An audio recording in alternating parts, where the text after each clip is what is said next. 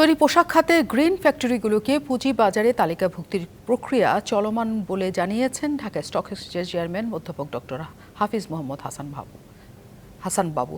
CO ফোরামের সাথে বৈঠক শেষে তিনি বলেন, পুঁজিবাজার নিয়ে প্রধানমন্ত্রীর দেওয়া পরামর্শগুলো কাজে লাগাতে চায় ঢাকা স্টক এক্সচেঞ্জ।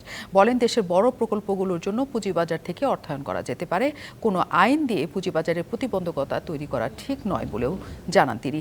এই জন্য শেয়ার দর কমার সর্বনিম্ন সীমা এবং লোয়ার সার্কিট ব্রেকার শিগগিরই তুলে দেওয়ার প্রয়োজন। আর ভালো কোম্পানিগুলোকে তালিকাভুক্তির জন্য যেন নীতি সহায়তা দেওয়া হয় সে বিষয়ে বৈঠকে আলোচনা করা হয়েছে। সিও ফোরামের প্রেসিডেন্ট